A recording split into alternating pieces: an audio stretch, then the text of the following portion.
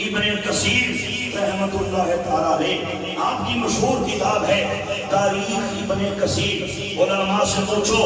اس کتاب کے اندر آپ نے جنگ یمامہ کے احوال بیان کیے ہیں۔ ذرا توجہ کیجیے گا، ذرا دھیان سے سننے والی بات ہے،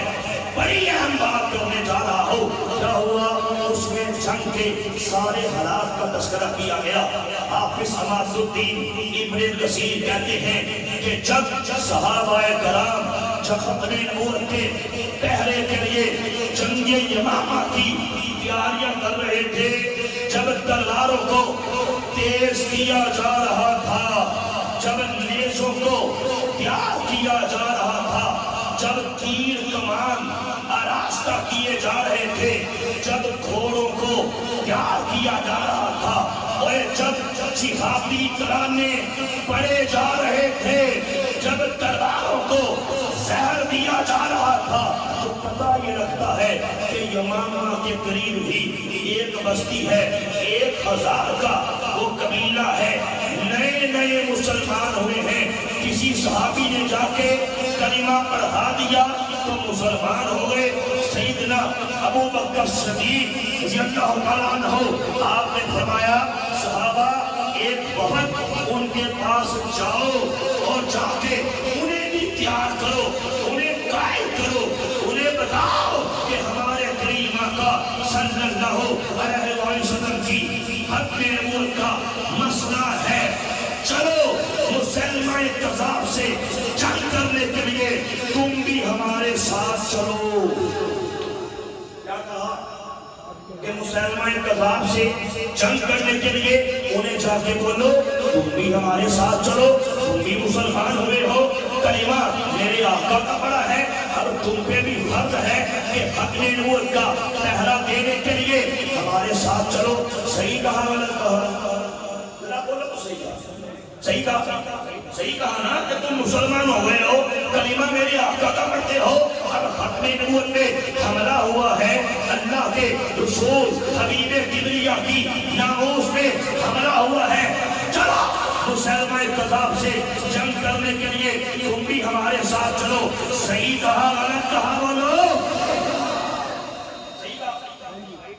حافظ کہتے ہیں، ذرا غور سے بات سننے والی بڑی اہم بات کرنے جا رہا ہوں۔ حافظ کہتے ہیں صحابہ کرام کا ایک وفد ان کے پاس گیا، جا کے بتایا گیا کہ تمہیں پتہ ہے نا کہ مسلمہ کذاب نے ہمارے آقا کی ختم نبوت پہ حملہ کیا ہے، اب اس سے جنگ کرنے کے لیے چلو تم بھی ہمارے ساتھ چلو۔ انہوں نے کہا ٹھہرو، دیکھو ہم مسلمان ہو گئے ہیں، 5 ٹائم کے ہم نمازی ہیں، ہم تہجد بھی ادا کرتے ہیں، نیکی کے کام وہ بھی کرتے ہیں، صدقات وہ بھی دیتے ہیں، ذکر اذکار وہ بھی کرتے ہیں، رمضان شریف کا مہینہ آئے گا روزے رکھ لیں گے، حج کا مہینہ آئے گا حج پہ چلے جائیں گے، ہم سارے دین کو مانتے ہیں، مان پہ 1 سال جب گزرے گا تو زکات وہ بھی ادا کر دیں گے، لیکن سن لو ختم نبوت کا پہرا ہم نہیں دے سکتے، مسلمہ کذاب سے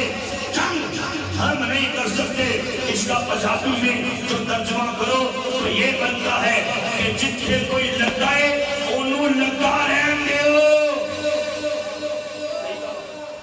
ترجمہ اس کا پنجابی میں کریں یہی بنتا ہے کہ جتنے مسلمہ کذاب لگائے لگا رہن دے ہو، مسلمہ کذاب میرے آقا کی عزت پہ حملہ کرتا ہے تو نعوذ باللہ کرتا رہنے دو، ختم نبوت پہ حملہ کرتا ہے تو کرتا رہے۔ انہوں نے کہا ہم ختم نبوت کا پہرا نہیں دے سکتے، ہم نمازی ہیں، ذکر کرنے والے ہیں،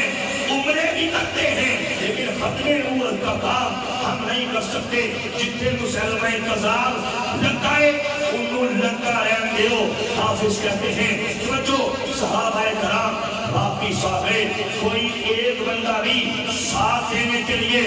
نہیں چلا، اب ہر بندے نے اپنا ٹیسٹ کرنا ہے اور فیوچر میں اس نے کیا کرنا ہے اس کا لائحہ عمل انشاءاللہ طے کرنا ہے کہ وہ کیا ہے، اس کی کیا حیثیت ہے، وہ کہاں پہ کھڑا ہے۔ سنیے صحابہ کرام واپس آ گئے، کوئی ایک بندہ بھی ساتھ تیار نہ ہوا۔ پروردگار نے مسلمانوں کو فتح یاب کر دیا، مسلمہ کذاب بھی مارا گیا، اور مسلمہ کذاب کے 27,000 اس کے سپاہی، اس کے جنگجو، اس کے مارنے والوں کو میرے نبی کے پیارے صحابہ نے ٹکڑے ٹکڑے کر کے کتے کی موت مار کے یمانہ کی مٹی کے اندر ہمیشہ ہمیشہ کے لیے قبر کر دیا۔ پروردگار نے مسلمانوں کو فتح یاب کر دیا، مسلمہ کذاب کتے کی موت مر کے جہنم حاصل ہو گیا۔ تو پوچھا گیا امیر المومنین، پوچھا گیا اے ابو بکر صدیق، یہ تو بتائیے جنہوں نے یہ کہا تھا کہ ختم نبوت کا پہرا دینا یہ ہمارا کام نہیں ہے، انہوں نے یہ کہا تھا کہ مسلمہ کذاب سے جنگ کرنا یہ ہمارا کام نہیں ہے، ان کے ساتھ کیا سلوک کرے۔ اور یہ ہم بات اور سے سننے والی بات ہے، سارے بیان کا اب تک کا نچوڑ ہے۔ آپ فرماتے ہیں حافظ صلاح الدین ابن کثیر اپنی کتاب تاریخ ابن کثیر میں کہتے ہیں کہ سیدنا ابو بکر صدیق ان سب کے لیے اللہ کا قہر بن گئے، اللہ کا قہر بن گئے۔ آپ نے فرمایا اے صحابہ، انہوں نے غریب آقا کی حق نبوت سے وہ غداری کی ہے، اور غدار کو زندہ رہنے کا حق نہیں ہے۔ جاؤ جنہوں نے حق نبوت کے کام سے روگردانی کی تھی، کہا تھا کہ حق نبوت کا کام کرنا یہ ہمارا کام نہیں ہے، اے صحابہ جاؤ ان کے ٹکڑے ٹکڑے کر کے ان کو بھی جہنم حاصل کر دو۔